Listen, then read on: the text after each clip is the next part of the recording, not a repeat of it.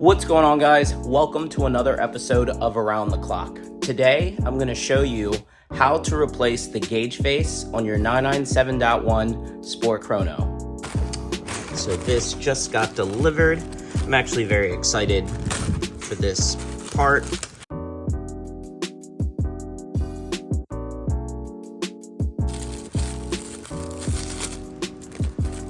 There it is.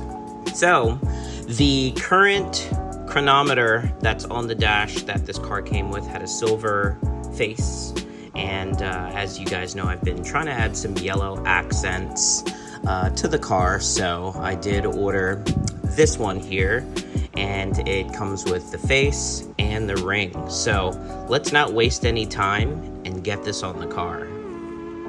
So the first step of doing this install is the removal of the factory Sport Chrono. And basically it's just held on by pressure clips, so I'm going to leverage a microfiber here just so we don't mar up the dash. And then I also have a plastic pry tool, and we are basically just going to be kind of prying upwards to kind of remove this pod. And once you get it up over there, what we can kind of do is lay, this towel.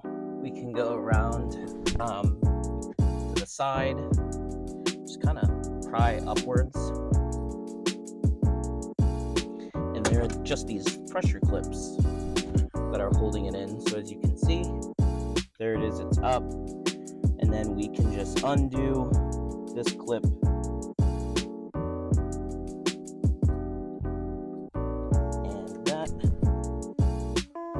Sport Chrono out. So now that we have the Sport Chrono out, the next step is going to be removing these Torx bolts. So we do have one here, one here, one here, and another over here. So let's go ahead and remove those. These are Torx T10s.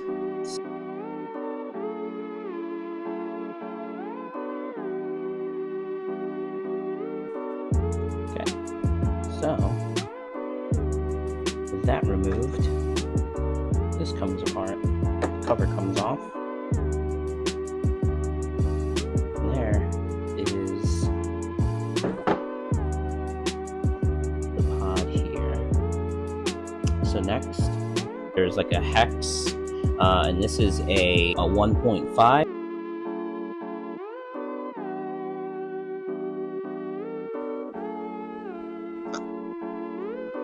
So now we can actually slide this out, and we have access to the dials and everything. Now, we want to be extremely careful with removing these. We have our tweezers. We're going to grab the top arm, just kind of lift up on it, set it here. So for the left side, it's just very difficult to grab. Oh god. So here's the other hand. That is a T6 Torx.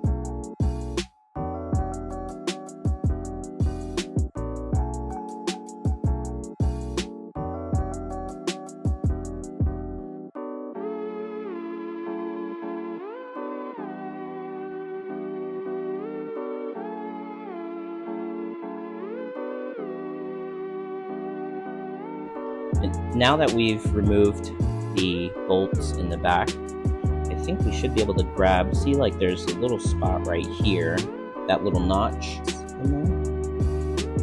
Put a small screw in there and just kind of gently pull outward. Okay, so now everything is coming apart. There you go. Now the backing is off of it. Sport chronometer is out. We can see kind of how everything is sitting right now. So now we can pretty much lift this up.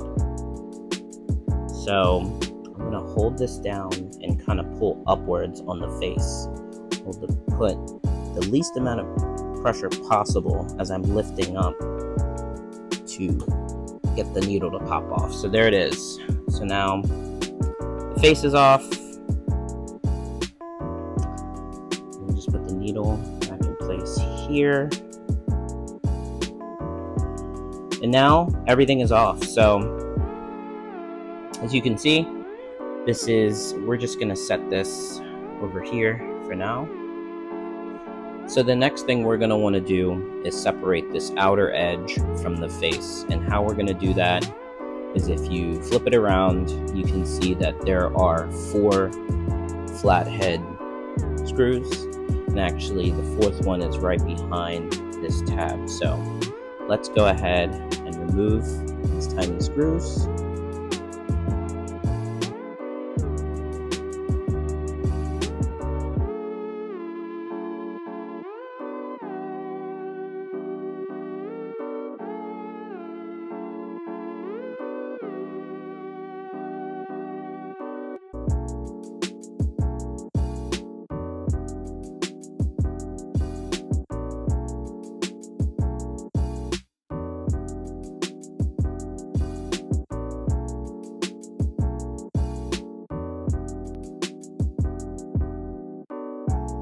Face comes apart.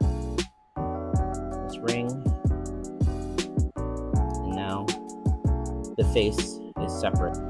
So this is obviously our original, and this is the new one. And basically, this kit is going to replace these. So we can actually just take this out and then just put this here in place of it. I believe there are some other kits that you can get that are just overlays that go over the factory one, but this one is an actual replacement. So the first thing we want to do is when we line this up, you want to make sure these corners are lined up with the holes. And then when you're looking at the back of this, there are also holes back here, and you want to ensure that that aligns with the corners.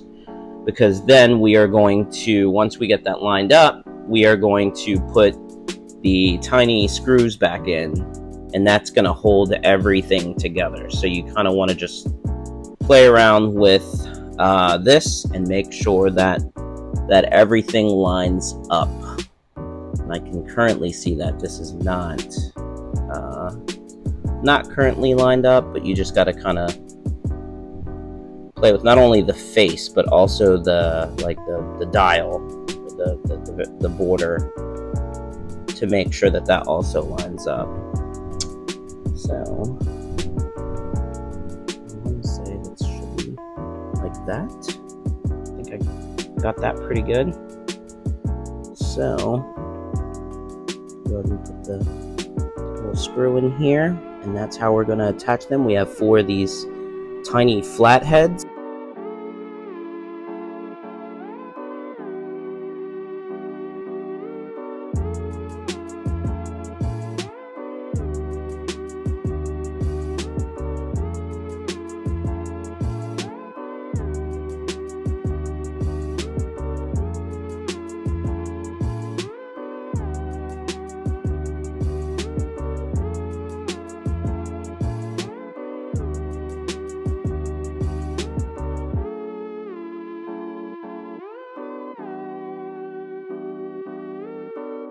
So here, like that, go ahead and put this back on.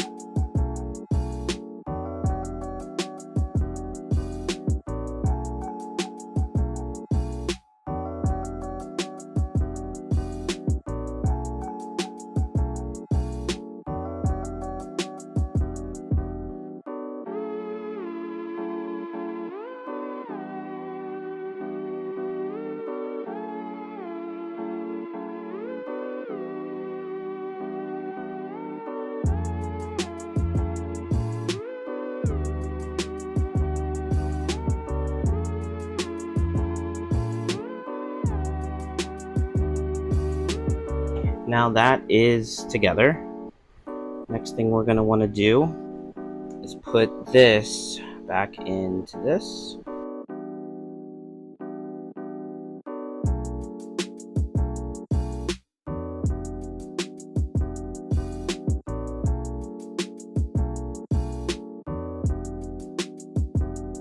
What I'm looking at is underneath that plug, should be like perfectly aligned, and then these screws realistically should be perfectly aligned too, and it just made a snapping noise, which is a good sign. That means it's probably in its exact place that it needs to be.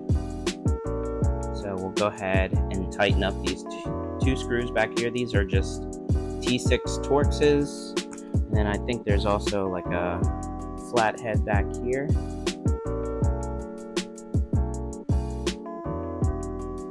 That looks pretty damn good. Okay, so now I think we can put this back on. This is the cover. Put this back on, and then we can put everything back together.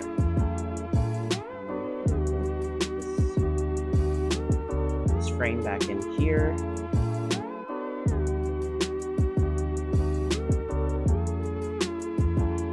And then also, this had the 1.5 hex. So since we're going to be putting that back on, let's go ahead and swap this out. This part will be facing this notch up here. This part will be facing upwards. So that's where we want to align that.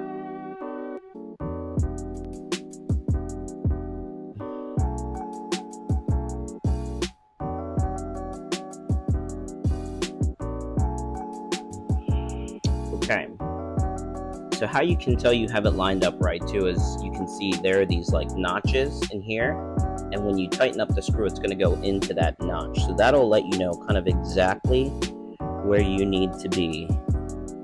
So we're slowly just going to kind of make sure this thing is nice and snug all the way around. And everything looks pretty good. So now we can take our 1.5 hex head here and just kind of tighten it. Once it starts just getting a little tight, that's enough. You really don't need to tighten this up too much.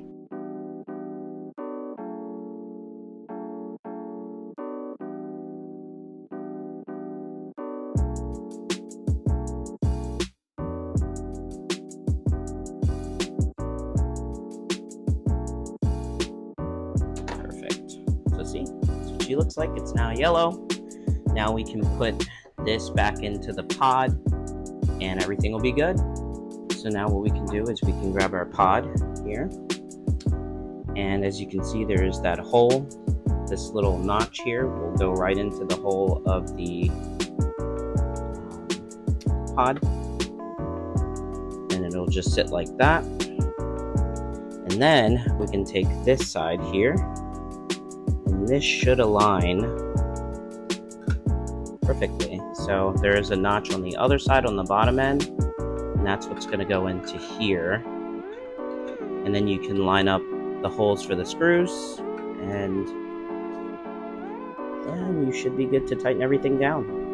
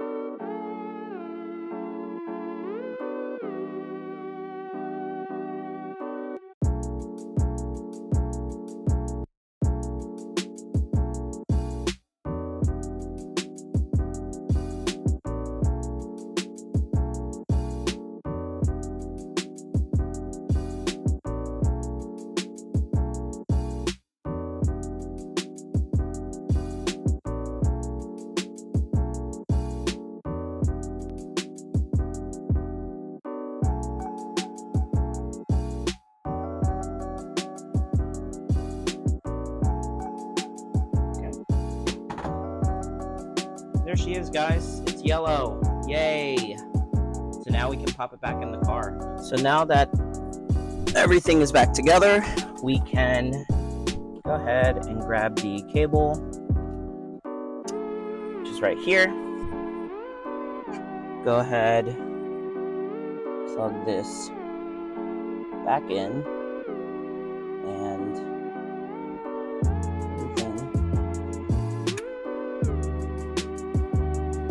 nice.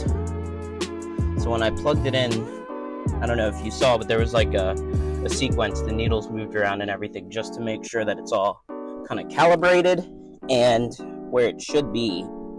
So when we initially took this out, I know we popped the front first and then the back went into place. But this time around, I'm going to try to slide the back in first. And then we can kind of tuck the front in afterwards.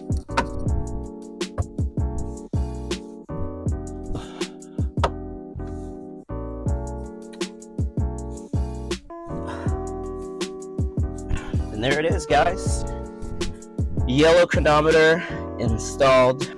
All right, everyone, so we're sitting in the car now that everything is together, and I gotta say, I love all the kind of yellow accents that are throughout this car now. So when I first got it, the only thing that was yellow were the dials, and that was a factory spec option.